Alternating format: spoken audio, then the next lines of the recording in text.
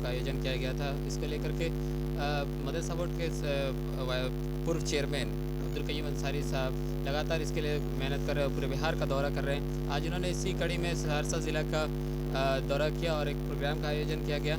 आज उन्हीं से जानने की कोशिश करेंगे कि किस तरीके किस मकसद से इस प्रोग्राम को लेकर के वो आगे बढ़ रहे हैं। आपका बहुत बहुत स्वागत है इस चैनल।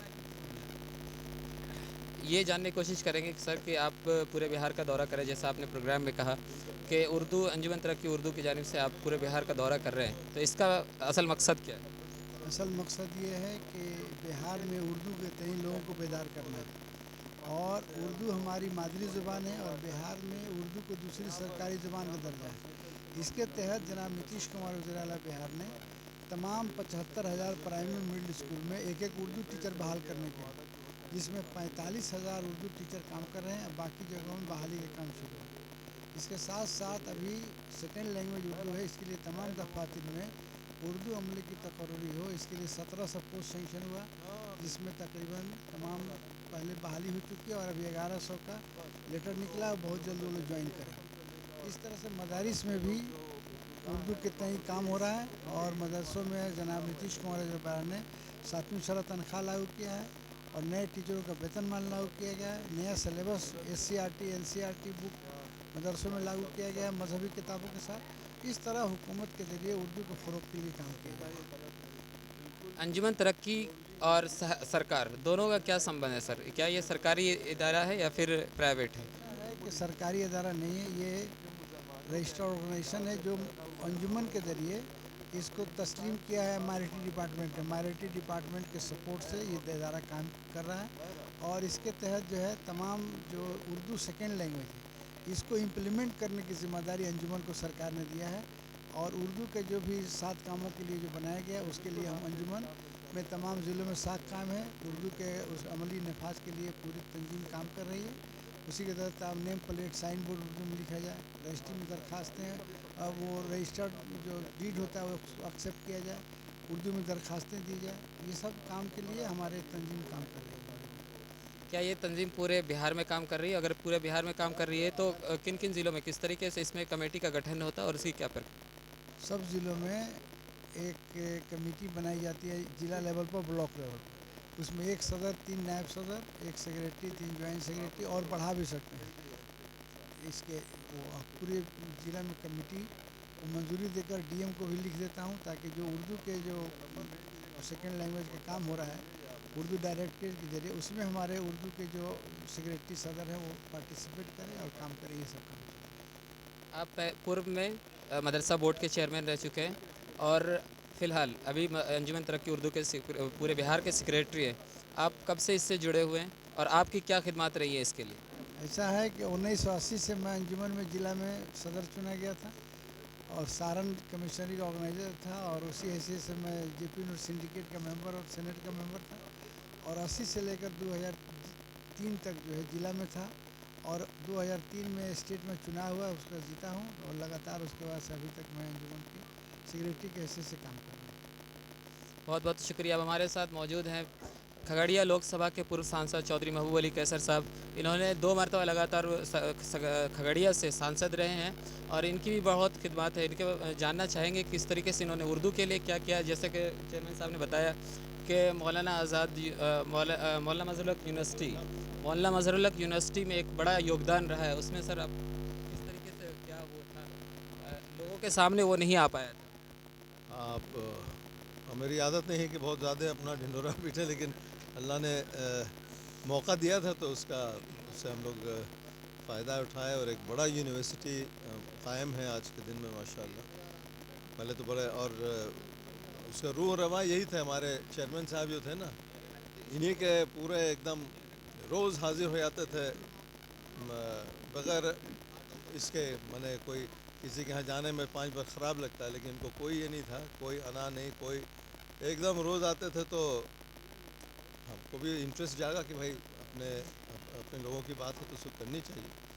और चलिए वो कायम हो गया। पहले तो शुरू में हज भवन के बगल में जो था उसी में था, उसके बाद फिर हार्जिन रोड में एक छोटा सा ऑफिस था। तो माशाल्लाह बहुत ही ज़बरदस्त बिल्डिंग बन गया, बहुत लोग उससे फैज़याब हो रहे हैं, लोगों को नौकरियाँ मिल रही हैं।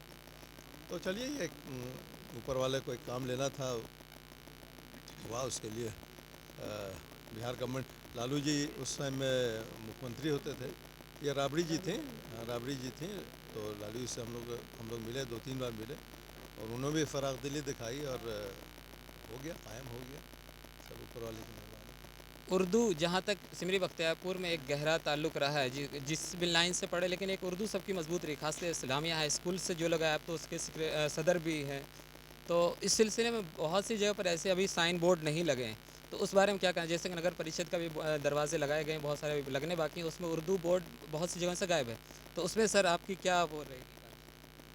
हाँ, ये बात पर हमने भी गौर नहीं किया था, लेकिन जो है नगर परिषद में उनसे बोलेंगे भाई हिंदी के साथ साथ उर्दू का भी होना चाहिए, सेकंड लैंग्वेज हम लोग के स्टेट का, तो उसको करना चाहिए, वो हम जिक्र करेंगे उनसे। अब कांग्रेस के दिग्गज नेता शकील अहमद खान साहब मौजूद है यहाँ पर, ख़ास उर्दू प्रोग्राम के लिए कटिहार से चल करके सिमरी बख्तियारपुर आए। इनसे जानना चाहेंगे उर्दू के ताल्लुक़ से, इन्होंने इनकी पीएचडी से लेकर के सारी चीज़ें उर्दू में ज़्यादातर हुई है, और जैसा कि इनकी लैंग्वेज से जब इन्होंने स्पीच दी, एक लंबी स्पीच रही इनकी, और उर्दू के ताल्लुक़ जैसे इनकी ज़बान थी, खास लग रहा था कि उर्दू से गहरा रब्त है, तो इनसे जानना चाहेंगे कि बिहार में क्या लेवल है उसका, और उसके लिए क्या काम कर सकते हैं उर्दू?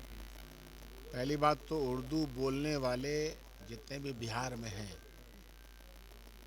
वो उर्दू को अपनी अगर मादरी ज़बान समझते हैं तो उस ज़बान में पढ़ने पढ़ाने का सरकार के अलावा ख़ुद से भी इंतज़ाम करें। ये पहली बात है, पहली बात, पहली नसीहत, पहली गुजारिश, पहली अपील ये है कि जो भी उर्दू समाज है, बिहार का बड़ा समाज है, ये सरकारी स्कूलों के साथ साथ अपने यहाँ भी उर्दू पढ़ने पढ़ाने का इंतज़ाम करे, जैसे पहले के ज़माने में लोग दरवाजे पर रख के किया करते थे। रहा सवाल सरकार का, तो सरकार को जितनी मुस्तैदी के साथ उर्दू के ताल्लुक़ से काम करना चाहिए था, मैं मानता हूँ कि वो नहीं हो रहा है। हो भी रहा तो उसकी रफ़्तार बहुत धीमी है।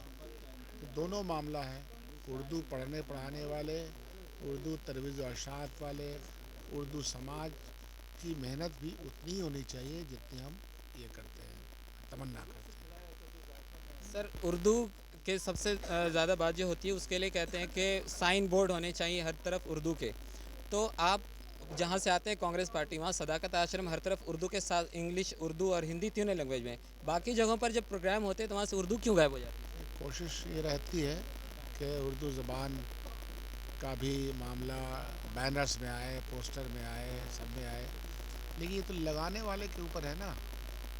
लगाने वाला अगर उर्दू समाज का है तो उसकी ज़िम्मेदारी बनती है, पहली ज़िम्मेदारी तो और भी बनती है। हम अपनी पहली ज़िम्मेदारी निभाएंगे, दूसरी ज़िम्मेदारी निभा ली जाएगी। बहुत बहुत शुक्रिया सर, आप सिमरी बख्तियारपुर चल कर के आए और इस तरीके का प्रोग्राम हुआ, तो इस प्रोग्राम में आपको कैसा लगा? क्या लगा कि यहाँ दिलचस्पी है लोगों की? नहीं, बहुत ही जागे हुए लोग हैं, बहुत ही अच्छा लगा। इस ज़माने के बाद उर्दू के ताल्लुक़ से इतनी अच्छी मीटिंग हुई, अच्छी बातें हुई, लोगों के अंदर एक अज़्म भी दिखा, तो इससे खुशी होती है कि मैं ये कह ही सकता उर्दू मरेगी नहीं, लेकिन ये कि उसको और तेज़ रफ्तारी से अपने रास्ते तय करने हैं, उसमें कमी है, लेकिन इस तरह के मीटिंग्स का होना बहुत अच्छी बात है। बहुत बहुत शुक्रिया। ये थे हमारे साथ शकील अहमद खान साहब, जिन्होंने उर्दू के बारे में बहुत अच्छी अच्छी बातें वहाँ प्रोग्राम में भी की, और किस तरीके से काम हो आगे उसके लिए भी उन्होंने रहनुमाई की। बहुत बहुत शुक्रिया।